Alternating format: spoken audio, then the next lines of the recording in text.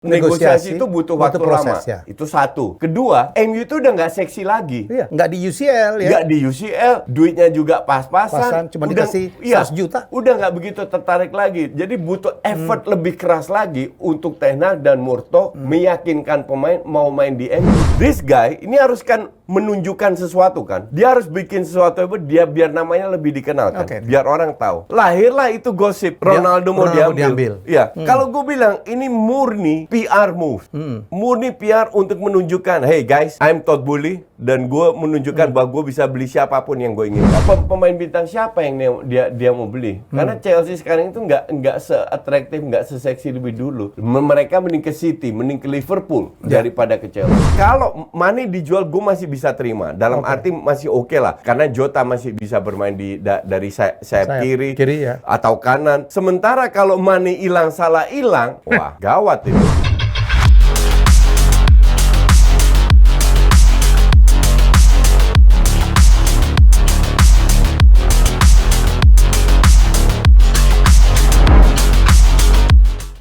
Salam olahraga. Wih, ingat waktu gue siaran dulu SCTV. Oke, masih ketemu di Jasaye ya dengan tamu saya, pandit paling kaya sekarang. Tamu yang nggak berubah. Apa? Tamu yang ini aja. Dan ada di mana-mana. Tapi di sini Koci berbeda lah. Kemarin kita ngomong lu ketum PSSI rame ya. Ya. Dan tumben nggak ada yang ngebully lu. Ya, 90%, 95% bahkan. 99 apalagi. Ya, itu komennya positif, which is good. Artinya kita bisa memberikan sesuatu yang berbeda. Karena kalau kita lihat banyak pandit itu lebih ke match ya. Kalau match kan kita berdua nggak ngerti. Jadi kita gue nama pemain aja nggak hafal gue. Iya. Jadi ya which is good dan semoga kedepannya kita bisa kasih insight info yang nggak bisa dilihat di channel lain. And one thing coach. Itu artinya ekspektasi masyarakat ya, penggemar bola agar PSSI berubah yang berujung kepada naiknya prestasi kita. Menurut gue ya, negara sebesar kita, peringkat 150 itu memalukan menurut gue. Setuju, karena gue tidak melihat penduduknya. Karena kalau kita melihat penduduknya, jumlah penduduk Cina sama India jauh lebih besar. Dan mereka sebetulnya juga jelek. Kita melihat budayanya.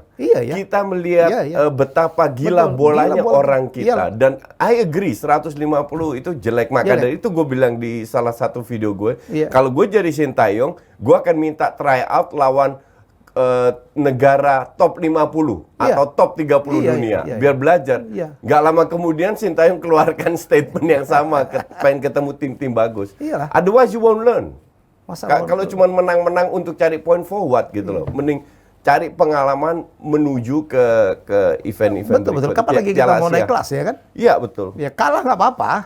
It's okay, dan orang kita itu kan ini yang gue coba selalu mengedukasi ya. There is time untuk kalah, ada waktunya untuk menang. Menjelang liga, kita harus ketemu tim kuat, tim lemah, tim kuat, tim lemah, di mana kita bisa bereksperimen. Menjelang event ya. Di situ kalah itu biasa. Tapi usahakan pada saat di eventnya, pemain sudah belajar, tahu, mereka harus menunjukkan mental untuk menang. Kita ingat ya dulu J-League ya, waktu dibuat, mereka belajar kemana-mana, termasuk mengimpor pemain Indonesia. Gue lupa pemain kita yang diimpor ke sana. Dan sekarang almarhum Ricky Yacob. Ricky Yacob salah satu ya betul. Sekarang Jepang jauh di atas kita. Jauh. Karena mereka invest. Mereka tidak hanya invest di liganya, tapi mereka invest di youth development. Makanya gue bilang, kalau hari ini Ketua PSSI invest di youth development dari Sabang sampai Merauke, hasilnya 20 tahun ke depan. Mau nggak? Berapa ketua yang punya visi seperti itu? Mau nggak? Ada. Selama kepengurusannya 5 tahun, misalnya tidak ada prestasi, babak belur. Mau apa nggak? Iya, betul. Itu salah satu itu. Ya. Nah, semoga ada perubahan. Kali ini gue setuju sama lu, bro. Enggak. Anda sering setuju sama gue kok. Oke, dan bayangin nih, gara-gara timnas itu seluruh penikmat bola bersatu. Nggak ada lagi tuh yang dombanya Koci, kardus, nggak ada lagi. Kardus dan domba bersatu tuh. Bersatu. Untuk timnas. Oke, kita doakan terus semoga timnas kita makin baik ya. Dan ya terima kasih untuk apresiasi pada saat kita membahas tentang sebenarnya bukan mencalonkan Koci menjadi ketum, Enggak sebenarnya. Ini cuma masukan kalau dia seandainya dia jadi apa yang akan dia lakukan. Iya. Iya. Itu aja. Itu aja. Malah gua lagi dicalonin. Ya Allah. Oke. Terima kasih. Ya itulah harapan, ekspektasi sah saja. Coach, kita banyak yang minta membahas kita tentang update transfer pemain ya. Terutama kita ngebahas saja. Sebenarnya gua mau bahas Italia juga, Coach. Ya. Tapi nggak banyak terjadi. Bukan nyaris nggak ada. Cuman senyap, mungkin transfer yang kecil-kecil ya, pemain yang kita nggak kenal ke klub kecil. Tapi dari klub besar itu nggak ada. Yang ada baru Origi. Origi, tapi dibilang pemain besar nggak juga kan. Nah, Pogba juga belum jadi ke Juventus. Pogba juga almost deal, masih almost. Dybala ke Inter juga almost deal. Lukaku ke Inter juga almost deal, juga belum deal juga. Ini Liga Almost sebenarnya. Liga Almost ada 4 karena Italia itu sekarang mengalami krisis keuangan. Ini contoh paling bagus AC Milan. AC Milan itu minta Sven Botman di cut sama Newcastle. Akhirnya dia ke Newcastle. Ngincer Renato Sanchez. Di cut juga. Kemungkinan besar di-cut karena diincar oleh PSG. Nah, gosip terakhir itu mereka incar Hakim Ziyech. Hakim Ziyech dari Chelsea. Ya, entah bisa atau enggak tahu karena sikon keuangan Milan, dan itu bukan hanya Milan, tapi juga Inter, Juve dan lain-lain. Ya, juara. Betul. Cuman mereka very less to spend. Sangat sedikit yang mereka bisa spend. Karena kalau gue bilang mismanagement bertahun-tahun di liganya menurut saya. Di liganya dan itu di PSSI-nya sana ya. Oke. Bukan, di pemilik klubnya. Oh justru? Justru pemilik klubnya. Jadi pemilik klub itu dulu tidak menganggap klub sepak bola itu sebagai industri. Mereka menganggap sebagai hobi, image. Untuk menaikkan image. Pada saat Eropa dilanda krisis, ambruk semua, dijual ke pemilik luar semua, oke. Tapi mereka tidak punya banyak tools untuk mengangkat income. Contoh, hampir semua tidak punya stadion sendiri, kecuali Juve. Ini sebuah contoh kecil. Jadi pemilik baru datang, lu minta berapa? Lu minta contoh 100M, 100M, gue bisa dapat berapa? Ternyata dihitung-hitung toolsnya nggak banyak. Nah, investor yang dari luar datang kan simple. Gue kasih semua amount yang lu mau. Asal ada proyeksi gue bisa dapat kembali berapa. Nah, proyeksi income ini sangat kecil. Sehingga pengeluaran itu juga kecil. Nah, intinya nanti ujung-ujungnya kayak Inggris di mana mayoritas dari pemilik klub adalah let's say Big Ten lah. Itu adalah pemilik luar. Nah, pemilik luar kan tujuannya cari duit lagi. Mengangkat valuation. Disitulah mereka akan melihat kalau gue keluar duit, gue dapat berapa. Dan ini yang sekarang oleh orang-orang kayak Maldini, Marotta lagi dibangun pelan-pelan untuk memperluas income mereka. Nah, dalam sepak bola kita juga tahu bahwa ada korelasinya antara faktor komersial dan juga prestasi. Nah, mereka harus perform di Eropa. Selama ini mereka nggak perform di Eropa. That is the problem. Pada saat mereka tiap tahun perform di Eropa, baru income lebih banyak, valuation-nya naik, baru duit modal untuk menginvestasi akan lebih besar. Kan berkali-kali kita ngomong ya, Italia itu mungkin bangsanya sombong banget. Ada yang setuju, ada yang juga yang ngeritik gue ya, terserah lu. Tapi gue bisa tunjukin, kan coach juga bilang ya, bukannya di bola aja. Mereka punya di apa yang Formula One, mereka punya Ferrari ya, tapi nggak jadi juara sekarang. Sebenarnya bukan sombong, tapi mereka mereka terlalu percaya diri. Karena arrogance, kepedean. Karena sebelumnya sejarah membuktikan bahwa Italia itu selalu dominan di banyak sektor. Di desain, banyak desainer Italia. Makanan Italia keliling dunia. Mobil, itu top of the top-nya mobil semua dari Italia. Motor, ada Ducati. Sekarang, dulu sepak bola juga. Number one. Sekarang semua ini pelan-pelan menurun.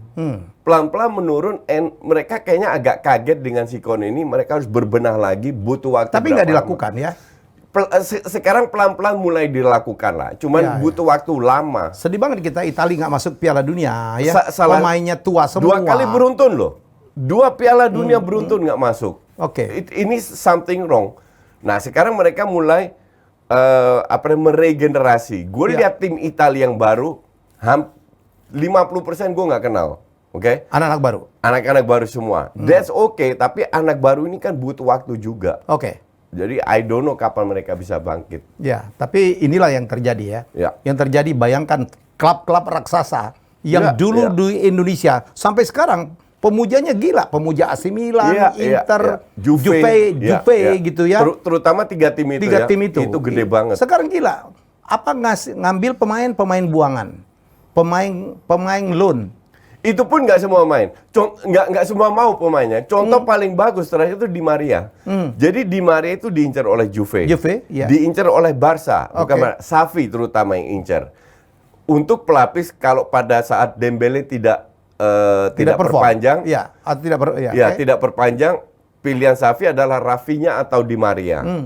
Nah, Juve nggak mau diadu kan. Karena kalau diadu pasti kalah kan. Mereka kasih deadline.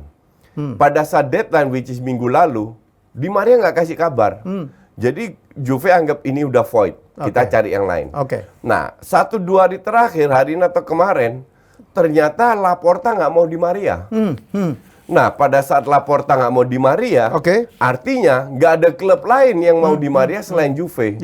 Nah, sekarang agennya mulai lagi nego dengan Juve. Nah, ini sebuah contoh dari Juve mau dari AC Milan bahwa mereka ingin beberapa pemain, bahkan bukan pemain top, pemain papan tengah lah. Itu pun mereka kalah bersaing dengan klub-klub Prancis, bahkan klub Liga Inggris. Ya Liga Inggris apalagi lah. Iya. Dan ternyata yang duitnya lebih banyak. Liga Spanyol pun juga senyap-senyap aja ya, Coach. Juga agak slow karena Barcelona praktis. Kalau Barcelona, ini kan Barcelona lagi membereskan income, oke? Cuman, Kessie sama Christensen dalam 1, 2, 3 hari ini lagi akan di-announce karena kontrak mereka expire 30 Juni. Baru habis itu bisa dipindah kontrak ya? Diumumkan bahwa Kessie sama Christensen masuk. Tinggal Lewandowski sama Dembele keluar atau tidak. Kalau Dembele keluar, mereka butuh satu striker. Butuh satu winger lagi. Terus Aspi sama Alonso itu pun masih terbuka. Apakah Chelsea minta 2 kali 13 juta, tapi Barca minta 5 juta kalau nggak salah ditawar. Jadi ini masih nego lah. Nah, kalau setelah 30 Juni, Barca ini kan baru dapat Rudiger. Baru yang dana itu ya? Sekitar 600-700 ya? Tapi yang baru terrealisasi itu baru 250. Itu 10 tahun dari TV Right. Dan harus bayar utang lagi ya? Ya, dan harus bayar utang. TV Right, terus? 10% dari TV Right selama 25. Bukan 50 tahun seperti yang CVC inginkan, tapi hanya 25 tahun. Nah, sekarang tinggal penjualan dari BLM. BLM itu Barca Licensing and Merchandising. Itu berapa nggak tahu. Dan juga ada beberapa pemain kayak Umtiti sama Longley yang kemungkinan dijual atau di loan. Ricky Puig juga akan di loan. Jadi kalau dikumpul-kumpul ada berapa puluh juta lah, 10-20 juta. Ditambah yang big bang itu Frenkie de Jong.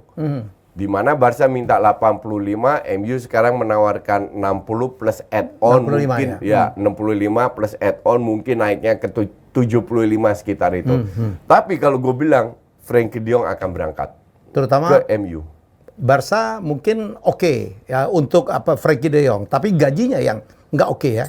Karena belasan juta euro 19 juta euro. Nggak mungkin Barcelona akan bisa bayar. Barca juga bilang kalau Frenkie de Jong decided to stay, mereka harus nego soal gaji.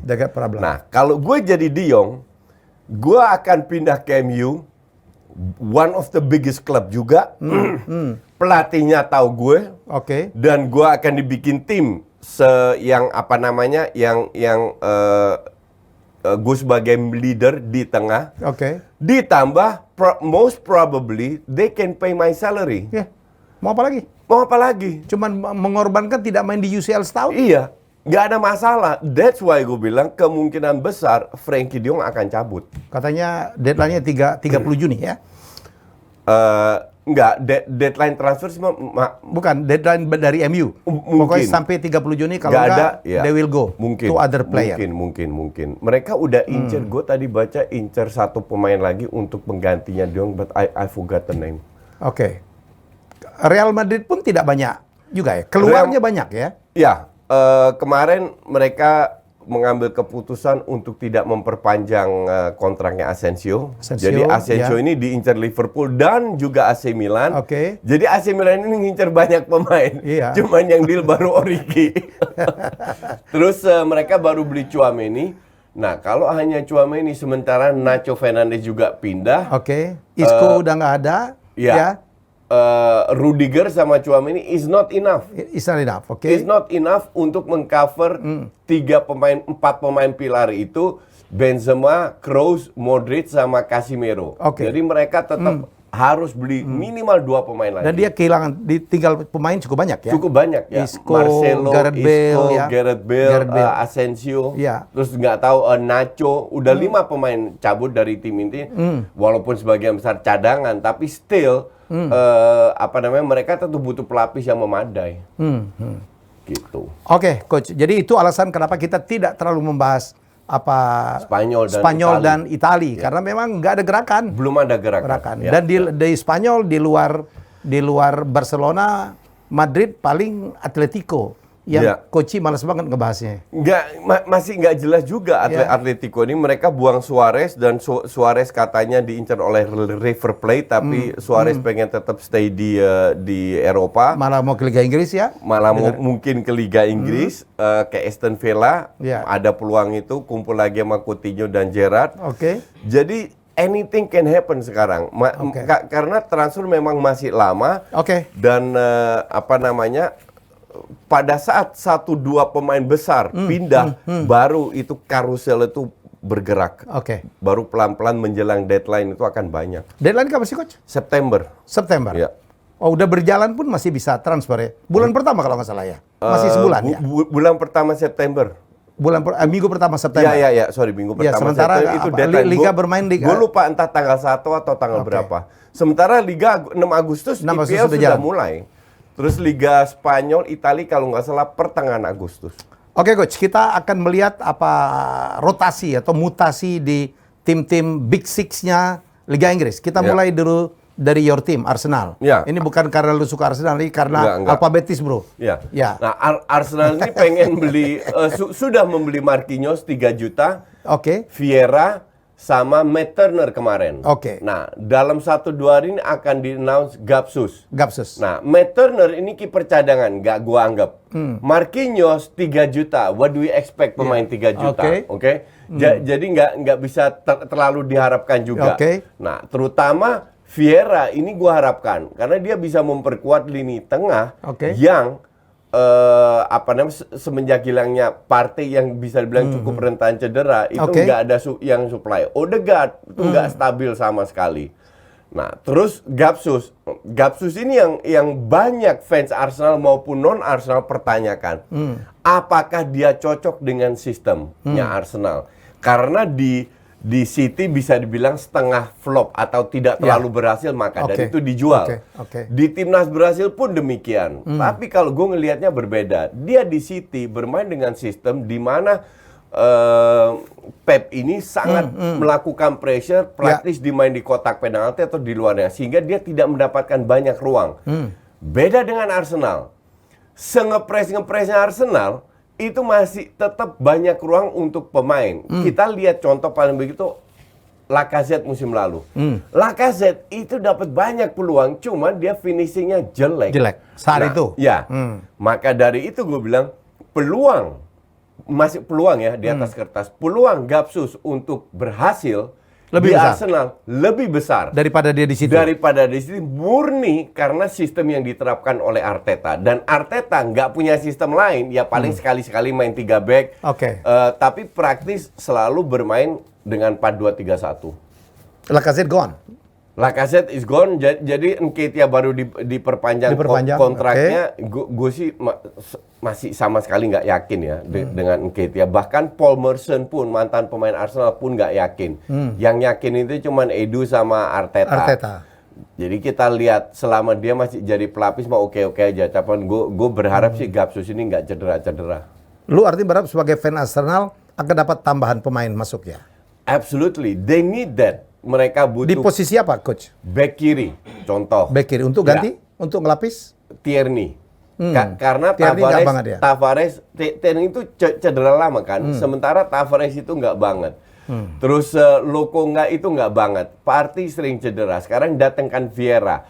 Gue bilang Tielemans juga harus datang. Tielemans dari Leicester itu bisa jadi central midfielder, bisa jadi DM juga. Oke. Terus Rafinya masih diincar. Bahkan mereka kemarin baru aja submit 40 juta untuk Lisandro Martinez, center back-nya Ajax. Nah, itu pun belum confirm. Belum confirm. Rebutan sama MU. Diincar sama MU juga. Saliba sudah kembali lagi. Nah, gue nggak tahu. Gapsus katanya diincar juga sama AC Milan atau klub-klub Italia. Jadi semua masih meraba-raba. Tapi untuk gue definitely Arsenal harus tambahin minimal 2 pemain. Rafinya masih diincar. Nah, sekarang kan ini yang bikin gue agak bingung ya. Katanya Dembele, kemarin gue baca Dembele kemungkinan besar perpanjang karena nggak ada klub yang mau sama dia. Kemahalan. Gajinya tinggi banget. Nah, sekarang jadi kemarin gue baca dia akan stay, dia akan perpanjang kontrak. Tapi tadi siang gue baca lagi, ternyata dia mau pindah karena gajinya terlalu kecil. Jadi I don't know, pada saat seandainya Dembele pindah, nah kemungkinan besar Barca akan datangkan Rafinya. Karena Rafinya mau ke Barca. Hanya kalau terlalu mahal, Barca nggak jadi ya. Kalau Barca nggak jadi, Rafinya kemungkinan ke Arsenal.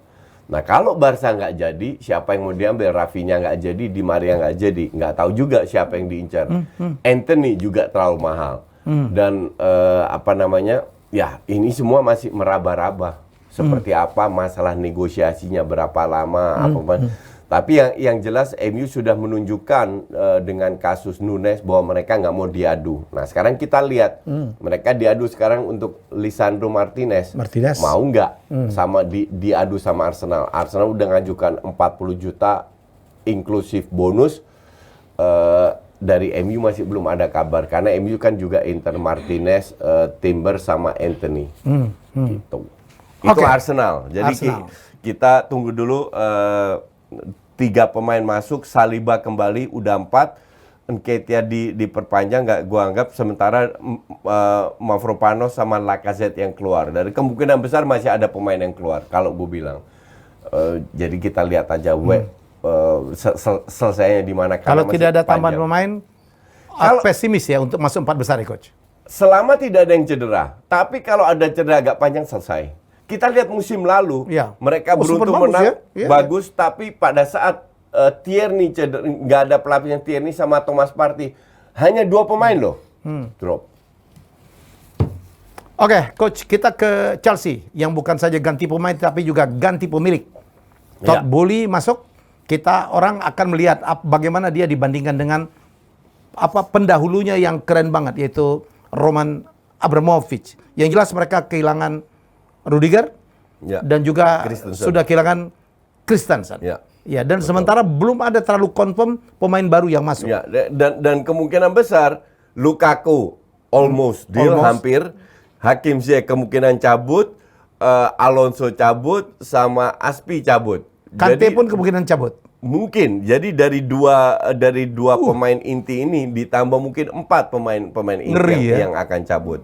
Nah, Todd Boehly ini di Amerika itu orang top, yang kita semua kenal di Amerika. Dengan orang-orang dengan investasi. Di Eropa he's nobody. Dan saya nggak yakin dia suka bola. Saya yakin dia tidak suka. He's nobody. Sekarang what would you do? Apa yang Anda lakukan kalau Anda masuk dalam sebuah arena? Di mana isinya orang kaya semua, pentolan, Raja Arab. Dia kan cuma pemimpin konsorsium, cuma Iya. Boleh terus? Raja Arab masuk, dari Abu Dhabi, pemilik Abu Dhabi, terus ada Kroenke, Glazer, Henry, ada banyak orang kaya kumpulan. What would you do? Nobody knows you. Todd Boehly akan jadi nomor dari beberapa banyak orang kaya, dan yang lain lebih kaya daripada Todd Boehly. Ya kan? Nah, this guy ini harus kan menunjukkan sesuatu kan. Dia harus bikin sesuatu biar namanya lebih dikenal kan. Biar orang tahu. Lahirlah itu gosip. Ronaldo mau diambil. Ya. Kalau gue bilang ini murni PR move. Murni PR untuk menunjukkan, hey guys, I'm Todd Boehly, dan gue menunjukkan bahwa gue bisa beli siapapun yang gue inginkan. Padahal dia belum beli siapa-siapa. Gosip pun nggak mungkin Sterling doang gosip. Raheem Sterling. Ya. Tapi apakah itu sebuah move yang apa namanya yang luar biasa kan nggak? Kalau dia beli Sterling, artinya dia beli pemain yang dibuang oleh City. Beda kalau City beli Haaland. Itu adalah pemain yang diincar oleh banyak klub. Future star yang memang Haaland maunya milih City. Nah, Chelsea semua orang juga tahu. Chelsea ini tidak seseksi zamannya Abramovich. Pasti. Dalam arti duitnya tidak semewah Abramovich. Dan punya passion. Ya, Sterling ke sana oke aja. It's not bad. Nggak ada masalah dengan Sterling. I think kalau sana jadi si Chelsea happy, City juga happy, dapat duit, kehilangan Sterling. Cuman masalah dia mau kemana? Apakah dia mau membuat Chelsea heboh lagi? Kayaknya enggak. Karena duitnya cukup terbatas. Nah, sekarang dia kehilangan 4-6 pemain, kemungkinan besar 4-6 pemain. Siapa yang dia mau beli? Karena gosip-gosip pun nggak ada. Keluarlah itu. Menurut BBC dia meeting dengan Jorge Mendes. Jorge Mendes agennya Ronaldo. Jorge Mendes, Sekarang gue tanya, what would you do kalau seandainya Anda Jorge Mendes? Saya Todd Boehly, saya telepon. Bung Helmi, yuk kita makan. Nggak mungkin ditolak dong. Iya dong. Sebagai agen pasti pengen ketemu dengan semua ketua dong. Apalagi pemilik baru. Kita ketemu, datang ke restoran, ke Gap sama wartawan. Apakah berarti gue nego untuk datengin Ronaldo? Kan enggak. Kalau gue sebagai pemilik ketemu agen, ya banyak pemain yang gue bahas. Bukan hanya Ronaldo. Tapi inilah media Inggris dibahas semua ini itu dan lain-lain, dan ini membuat manajemen MU geram. Karena mereka Ronaldo sudah sepakat. Ronaldo ini punya tantangan baru. Kalau seandainya ya Rangnick masih ada, Woodward masih ada, dia akan pergi. Pasti. Karena nggak ada tantangan. Orang-orang ini aja. Sekarang Woodward pergi, pelatih baru, banyak pemain diganti, masuk ke era baru untuk dia sebagai tantangan. Apalagi dia udah dipuji dari awal sama Erik ten Hag. Ini pemain hebat, dan gue pengen banget bekerja sama dengan Ronaldo. Dan masih hebat ya dengan 24 gol. Dan masih hebat. Pada saat timnya terpuruk, dia masih hebat. Maka dari itu gue bilang, kalau gue jadi Ronaldo, ya duit gue nggak butuh lagi. Sampai 7 turunan nggak habis. Dan dia suka Inggris. Dan dia suka, bukan Inggris, dia suka Manchester. MU. Dan suka tinggal di Manchester. Karena dia dibesarkan oleh MU. Ronaldo ini kan etikanya tinggi. Kita tahu semua lah soal itu. Maka dari itu gue bilang, gue pengen tetap masuk ke Champions League kalau bisa membuat Liverpool dan City keringetan. Maka dari itu there is no chance. Ini murni gosip bahwa dia akan pindah ke Chelsea. Coach, kalau tidak banyak pemain-pemain hebat masuk, kan kehilangannya banyak banget nih. Ke Chelsea akan berat banget untuk bersaing ke depan ya. Sebenarnya nggak masalah, karena kalau kita lihat squad Chelsea sekarang itu sudah bagus. Ya tapi kan kehilangan banyak nih. Kehilangan banyak, betul. Memang harus beberapa masuk. Makanya selain Sterling kan dia incer De Ligt. De Ligt udah dicap dulu sama Juve 100 juta. Nggak bakalan dibeli. Kalau Abramovich mungkin dibeli. Tapi ini Todd Boehly, orang Amerika, nggak bakalan dibeli. Dialihkan ke Ake. Nathan Ake 27 tahun. Tapi Nathan Ake sama City pun nggak perlu dijual.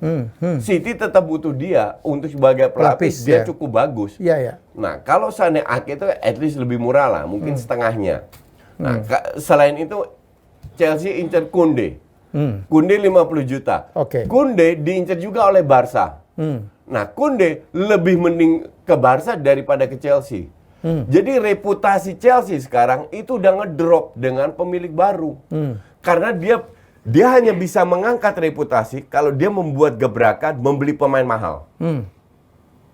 80 juta, 90 juta, 100 juta baru dia menunjukkan kepada dunia sepak bola di Eropa, hey, gue memang bukan Abramovich, tapi I can pay. Sementara Todd Boehly hanya menganggarkan 150 juta pound. Itu gue nggak tahu. Ya, budgetnya. Cuman intinya 150 juta pound sebenarnya nggak kecil juga. Ya. Cuman dibagi ke berapa pemain. Iya kan? Jadi kalau dia tidak beli pemain bintang, dia udah kemungkinan kehilangan Lukaku juga kan. Ya. Pemain bintang siapa yang dia mau beli? Karena Chelsea sekarang itu nggak se-atraktif, nggak se-seksi lebih dulu. Mereka mending ke City, mending ke Liverpool daripada ke Chelsea. Oke, setuju. Kayaknya yang paling oke nih ya, Liverpool ya so far ya, dengan apa yang masuk ya. Mereka dapat Darwin Núñez ya, dapat Carvalho, 2 bintang. Enggak, kalau dibilang Liverpool sudah selesai belanja dan mereka mengeluarkan statement kita udah selesai, gue nggak yakin mereka selesai. Karena Núñez oke. Ya. Pembelian cukup spektakuler, mahal juga tapi mahal walaupun tetap terbukti. Nah, si Carvalho ini untuk gue ya mirip tahu siapa? Amad Diallo. Masih muda, kecil, cungkring, belum tentu bisa. Kalau seandainya dia berbakat dan dia nggak mahal juga kan di bawah 10 juta. Oke. Ramsey ceritanya sama. Ramsey ini pemain Scotland. Bek kanan memang TAA butuh pelapis karena Joe Gomez sudah diberi kesempatan, Gatot. Neco Williams diberi kesempatan, Gatot. That's why mereka beli Ramsey. Pertanyaan gue adalah Liverpool yang sering membeli pemain murah dan banyak gagal, apakah ini berhasil atau nggak? Kita nggak tahu. Tapi yang jelas TAA butuh pelapis, oke. Di wing kiri, wing back ini punya peran penting dalam sistemnya Klopp. Oke. Di back kiri ada Robertson dan Tsimikas. Nah sekarang Ramsey. Gue sih nggak yakin ini pemain bisa, karena pressure-nya di Liverpool kan luar biasa besarnya. Nah di tengah masih belum ada pelatihnya Van Dijk juga. Konate kita tahu bahwa up and down juga, performanya Matip juga so-so. Mane ibarat digantikan oleh Núñez. Oke? Nah sekarang mereka punya 3 striker. Núñez, Jota, Firmino. Winger 2. Luis Diaz sama Salah. Bahkan kabarnya Salah kemungkinan akan dilego juga. Karena tahun depan kontraknya habis, daripada nggak dapat duit sama sekali, mending dilego. Kepada Salah itu hanya minta kenaikan gaji 400.000 pounds per minggu. Tapi 400.000 itu 160.000 lebih mahal daripada Van Dijk. Van Dijk itu dibayar 240.000 pounds. Nah, kayaknya Liverpool nggak mau merubah atau merusak struktur gaji mereka. Karena kalau Salah dinaikin, bedanya 160.000 dengan Van Dijk, ada kemungkinan Van Dijk ngambek. Ya kan? Minta dinaikin juga. Itu yang bikin runyam ya. Itu yang bisa bikin internal tidak sehat, tidak kondusif. Maka dari itu pemikiran Liverpool sih untuk gue make sense. Lu nggak mau perpanjang, gaji lu terlalu gede, ya udah gue jual sekarang, mumpung masih ada value. Dan banyak klub yang mau ambil Salah. Pasti. Oke. Nah sekarang pertanyaannya kan adalah pada saat seandainya Salah dijual, dia mau beli siapa? Siapa yang bisa menyamakan levelnya Salah? Hampir nggak ada menurut saya sih. Apalagi Mane sudah terjual. Apakah Luis Diaz sudah levelnya Mane? Belum. Iya kan? Belum. Hanya waktu yang berbicara. Kalau Mane dijual, gue masih bisa terima. Dalam arti masih oke lah. Karena Jota masih bisa bermain dari sayap kiri atau kanan. Sementara kalau Mane hilang, Salah hilang, wah gawat itu. Itu benar-benar gawat. Dan Origi juga gone. Origi gone, tapi Origi kan udah striker keempat. Minimano juga gone, itu udah striker kelima, itu nggak dianggap itu jualan kaos doang. Laku loh. Tapi intinya orang Jepang yang beli. Intinya adalah pergerakan Liverpool ini layak untuk dipantau seandainya seandainya Salah pergi, seperti apa? Siapa yang diincar? Karena semua pemain depan, Anthony aja dicap 80 juta. Udah sarap Ajax itu. Nah, levelnya udah 80-90 juta kalau Salah dijual. Siapa yang mau dia beli? Ini seru di Liga Inggris ini. Baik, kita ke ayam sayur Spurs. Serius nih? Ya. Mau bahas ayam sayur? 6 besar, Coach. 6 besar. 6 besar nggak dia? Iya. 6 besar, ya. 6 besar di atas kertas. Iya. Ya, mereka baru beli Ivan Perisic sama Bissouma. Nah, kalau gue lihat Paratici ini juga incer Bastoni, oke? Dari Dirteknya Itali, pelatihnya Itali.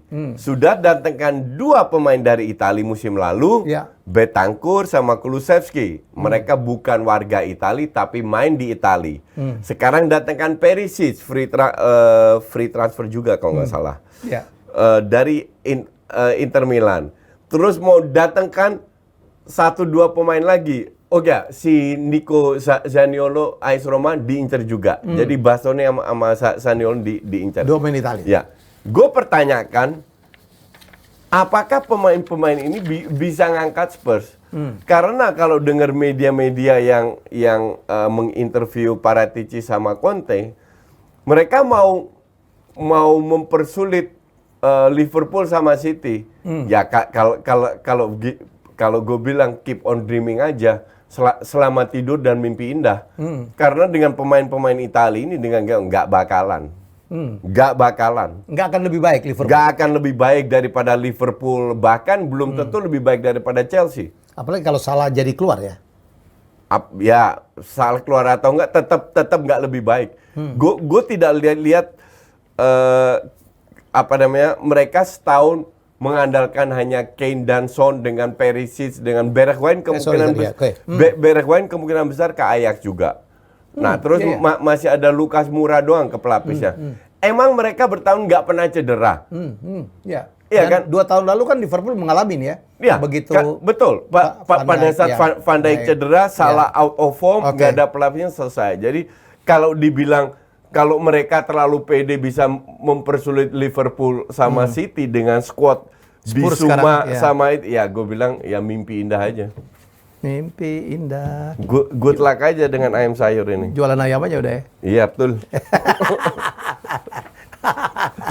Dulu sayang gua kalah taruhan. Atau enggak, kita lihat Coach pakai ayam sayur. Lu mesti diselamatkan Tuhan lu Coach. Ya. Dia tahu, Tuhan tahu gue lebih tabah daripada lu ya. Gue pakai City nggak apa-apa. Oke, we go to City. City luar biasa. Dapat Erling Haaland dan juga dapat satu lagi pemain Calvin Phillips. Ya. Wow. Ya. Dan kalau kita lihat mereka ini kan jual pemain juga. Mereka jual Sterling kemungkinan. Okay. Dan kemarin gue lihat di Twitter itu di list down siapa aja yang dijual dengan Gapsus harga kemungkinan ya. Gapsus. Sterling Gapsus itu udah sampai 100 juta. Itu menutupi pembelian hampir menutupi pembelian Sterling sama Erling Haaland. Karena mereka juga jual Pedro Porro 7,2 juta pounds sama Bazunu ke Soton 15 juta. Jadi penjualan mereka Gapsus udah deal. Surplus ya? Ya.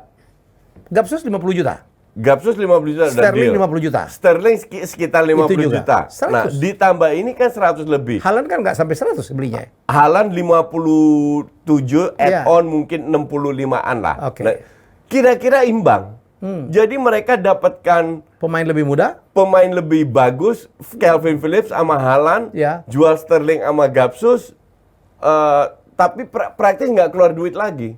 Nah, ini adalah policy yang akhir-akhir ini diterapkan oleh City. Gue tuh kaget ya. Karena sebenarnya kayak orang semua benci sama MU dan semua pemain klub kalau MU mau beli pasti dimahalin. Yeah. City tuh nggak digituin. Karena kita tahu tuh Calvin Phillips pernah ditawar sama MU 100 lebih, Coach. Begitu juga Haaland ya. Haaland kan dari tahun-tahun lalu tuh dihubungkan dengan Ole gitu. Begitu dibeli sama City murah banget. Bentar, ini Haaland ini kan punya release clause 50 ya 56 57 ya 50 something, let's say 50-60 juta lah. Cuman yang kita tidak tahu dan tidak ada. Itu berapa fee untuk manajer? Untuk manajer dan untuk bapaknya. Tapi manajernya udah meninggal, bro. Ya kan perusahaannya masih ada. Oh gitu. Iya kan? Untuk perusahaan sama untuk bokapnya. Ya itu yang tidak pernah terdisclose ya. Iya. Dan yang gue dengar bahkan fee-nya itu sama besarnya sama release clause. Jadi kalau di sini lihat, ya? Let's say 60 juta tambah 60 tambah 60 180. Itu orang-orang tidak tahu, hanya sekedar gosip. Kalau dilihat di sini ya kelihatannya City melakukan hal yang benar. Ya. Memang semenjak Guardiola masuk, mereka menerapkan sebuah policy, atau mungkin kalau Guardiola pindah, berhenti, meninggalkan sebuah legacy agar ini bisa diteruskan. Jadi tidak hanya meninggalkan trofi kayak Abramovich, tapi sebuah sistem yang bisa diteruskan. Salah satu adalah menjual pemain mahal, membeli pemain tidak terlalu mahal, tapi bagus. Dan apa prediksi kita kalau ngelihat begini, City akan masih top ya di tahun depan? Ya tetap makanya kalau orang bilang ya Liga Inggris ketat, gue bilang Liga Inggris ketat iya berapa tahun yang lalu, tapi mungkin 10 tahun yang lalu, tapi berapa 4-5 tahun yang terakhir itu milik City dan Liverpool. City 5 tahun terakhir 4 kali juara, satunya Liverpool. Dan kalau Liverpool nggak juara pun nempel. Kecuali MU tahun lalu kan jadi rank 2, ya kan? Tapi praktis ini liga dari sisi permainan, dari sisi dari segala sih itu milik MU sama milik City sama Liverpool. Nah sekarang siapa yang punya potensi untuk menggebrak kedua hegemoni ini kan cuman Chelsea sama MU. Arsenal gue nggak yakin. Kecuali Arsenal nggak ada yang cedera, on fire semua, baru bisa mempersulit. Cuman yang menjadi tanda tanya untuk gue ya MU. MU ini masih blur. Arsenal itu sudah bisa mengimbangi permainan Liverpool dan City. Kita lihat musim walaupun tetap kalah, tapi at least bisa ngelawan. Sementara 2 tahun lalu itu diobok-obok. Tahun lalu udah bisa ngelawan. Nah MU ini kita nggak tahu. Kekuatan Erik ten Hag itu dia sudah buktikan di FC Utrecht. Dia sudah buktikan di Ajax. Dia nggak butuh pemain bintang. Dia butuh pemain yang mau berubah. Dia butuh pemain yang terbuka dengan ide-ide baru. Dia butuh pemain yang bisa bermain untuk tim, bukan pemain egois. Apalagi yang gue dengar kan Greenwood balik lagi. Jadi kalau Greenwood balik, ada Rashford, ada Elanga, ada Martial masih yang kemungkinan besar dijual. Anthony kemungkinan besar datang kalau seandainya jadi. Tapi skuadnya ini udah cukup bagus. Di depan ada Ronaldo, Donny van de Beek balik. Frenkie de Jong 99% akan datang, tinggal beli 3, 4, 5 pemain untuk pelapisnya aja, biar ini tim memadai. Tapi gue bilang, gue lebih optimis daripada mayoritas fans MU, karena mungkin mereka nggak kenal Ten Hag ya. Kalau gue, itu pada saat dia pindah ke Utrecht ya, dari Munchen kedua, itu Utrecht itu ranking 8-9 lah. 10. Tapi sama Ten Hag bisa disulap dengan pemain itu bisa sampai 3-4 besar loh. Lama di ranking situ. Makanya sama Ajax diambil kan. Sama Ajax diambil. Tiap tahun jual pemain. Ya coach, yang saya sebagai fans MU sampai sekarang tuh paling gregetan. Ya, dan udah, not only you, banyak. Nah, penggemar MU bilang udahlah MU nggak usah ngomong bola lah. Ya sampai begitu. Pemainnya keluar banyak banget. Pogba keluar, Matic keluar, Mata keluar, Lingard keluar ya. So many. Dan masih ada banyak yang keluar lagi. Yang masih banyak akan keluar lagi gitu. Mungkin Phil Jones, walau pakai Eric Bailly, mungkin akan dibuang semua. AWB. Betul. Sementara belum ada satupun pemain yang bisa direkrut. Ini ada apa? Dan terjadi penghinaan lah ya. Nunes iyalah. Dia milih Liverpool. Gue rasa fans MU ini nggak sabar. Jadi ini ya. Still oke menurut lo? Gue kemarin bikin video khusus soal apa yang terjadi di belakang proses negosiasi. Semua klub, bukan hanya MU, semua klub itu tim negosiasinya itu kecil. Mereka punya dirtek, mereka paling punya asisten dirtek, punya sekretaris yang ngurusin admin. Arsenal Arsenal timnya itu nggak lebih dari 10 orang yang untuk menego. Oke, satu. MU mungkin sekitar 10 sampai 15. Sementara mereka butuh beli banyak pemain. Ya. Oke, waktunya itu kan nggak hanya fokus ke Frenkie de Jong. Iya. Mereka juga ada tim yang lu fokus ke pemain A, B, C dan lain-lain. Tapi tidak diketahui oleh media. Mereka bekerja. Dan kalau kita bicara Frenkie de Jong dengan klubnya itu Barca kan juga mau beli banyak pemain, banyak urusan. Nggak bisa hanya fokus ke Frenkie de Jong. Makanya butuh banyak waktu, 4 hari janjian pertama, 4 hari lagi untuk ketemu, 4 hari, 5 hari lagi untuk nego dan lain. Belum agennya Frenkie de Jong yang menego juga dengan klub baru. Lu mau gaji gue berapa? Ya kan? Kalau gue stay, nego sama Barca. Jadi memang prosesnya ini panjang. Karena itulah kenapa UEFA bikin dari 10 Juni sampai September. Cukup panjang. Cukup panjang. Karena memang sebuah negosiasi itu butuh waktu proses, lama. ya. Itu satu. Kedua, MU itu udah nggak seksi lagi. Iya. Nggak di UCL ya. Nggak di UCL, duitnya juga pas-pasan. Cuma dikasih 100 juta. Udah nggak begitu tertarik lagi. Jadi butuh effort lebih keras lagi untuk Ten Hag dan Murtoh meyakinkan pemain mau main di MU. Iya. Maka dari itu, pemain kalau disuruh milih MU, Liverpool atau City, mereka ambil Liverpool City. Maka dari itu gue nggak heran bahwa Liverpool City lebih aktif, lebih gampang. Bukan berarti MU nggak menego. Tapi bro, gue melihat itu ya. Satu yang gue mau tanya lu. Ya. Kenapa Ten Hag bikin statement yang penting prioritas De Jong dulu. Yang lain itu setelah De Jong. Ada apa dia terlalu mengandalkan De Jong itu? Oke, gini. Skenario apa yang dia mau mainkan? Oke. Atau kalau strategi dia apa? mengandalkan De Jong, dia itu tidak terlalu tergantung oleh tim lain, oleh pemain lain. Jadi De Jong ini sebagai katalisator lah, yang membuat pemain lain bisa bermain bagus. Beda dengan Bruno Fernandes. Kalau Bruno Fernandes bermain, semua tergantung oleh Bruno Fernandes. Kalau De Jong enggak. Jadi kalau De Jong main, dia bisa bermain dengan pemain berbeda. Dia bisa bermain dengan sistem yang berbeda. Karena De Jong membuat pemain-pemain ini hebat. De Jong nggak perlu cetak gol. Memang dia nggak bisa cetak gol. Tapi De Jong bisa memberikan assist. De Jong bisa membuka ruang. De Jong itu bukan hanya di Spanyol, dribblingnya itu paling bagus. Kekuatan dia itu dribbling. Maka dari itu gue bilang, De Jong lebih cocok di MU daripada di Barca. Di Barca kan nggak terlalu dipakai juga. Karena Barca sistemnya tidak mengandalkan dribbling. Tiki-taka. Lebih ke passing, jangka pendek. Iya. Ya. Nah, kalau di MU, Ten Hag ini lebih fleksibel dari sisi sistem. Nah, disitulah dia butuh De Jong. Beda dengan seorang mungkin apa ya, kayak contoh paling bagus Bruno Fernandes lah. Kita tahu Bruno Fernandes dari hari dia datang sampai 1,5 tahun, luar biasa mainnya. Ya. MU sangat tergantung sama dia. Dari sisi gol, dari umpan dan lain-lain. Iya kan? Tahun lalu Bruno Fernandes jeblok, semua MU jeblok. Iya kan? Iya. Nah, it's not good untuk tim besar seperti itu. Gue sangat paham kenapa dia butuh De Jong. Ya karena itu. De Jong ini membuat dia akan ibarat kerja dia akan lebih ringan lah. Dia lebih bisa. Dan dia menganggap De Jong itu yang bisa menjalankan strateginya Ten Hag. Dan itu sudah terbukti di Ajax. Apalagi Van de Beek kembali. Van de Beek akan tandem. Akan membantu Ronaldo di depan untuk menutup masuk ke ruang yang ditinggalkan oleh Ronaldo. Sementara Bruno, udah gue bilang berkali-kali, feeling gue Bruno akan main di wing. Wing kiri. Digeser ya? Iya.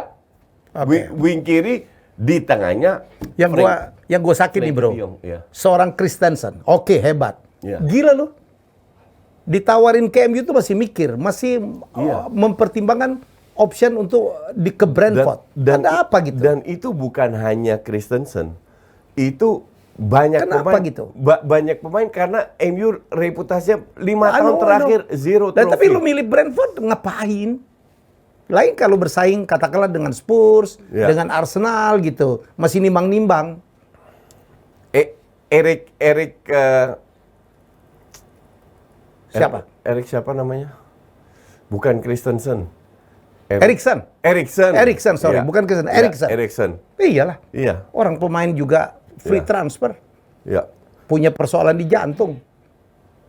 Eriksen. Ya. Itu persoalan tuh. Dan ada satu lagi. Kalau Nunes kalah sama Liverpool, fine. Iya. Liverpool bayar lebih mahal dan mereka Main Champions main League. di Champions Ya. gitu. Jurriën Timber dipengaruhi Luis Pandal. Itu orang baper pendendam banget Iya, ya. Sampai dia bilang, iya, lo iya. ke MU, kalau lo nggak banyak jam sana, gua nggak pakai Iya. ke Piala Dunia. Bahkan dia mempengaruhi Ten Hag juga ya. Iyalah. Kan dia bilang kalau gue jadi Ten Hag, gue nggak akan ke MU karena MU adalah commercial club, bukan real club. Tapi Ten Hag nggak berpengaruh. Sependendam itu tuh Belanda satu. Iya. Luis Pandal. Iya, dan sekarang karena sama Ten Hag nggak berhasil, Iya. dia ancam Timber. Iya. Padahal Bergwijn itu nggak pernah main di Spurs, tapi di timnas Belanda selalu jadi starter. Betul. Jadi ini kalau bicara double standard itu Iya. ya ini. Cuman ya he's the coach dan selama dia perform di timnas Belanda ya nggak ada yang bisa otak-atik dia. Timber itu kalau gue bilang masih bisa juga. Cuman Ajax dengan Dirtek baru, Klaas-Jan Huntelaar sama satu lagi lupa gue namanya kan menggantikan Overmars. Ya.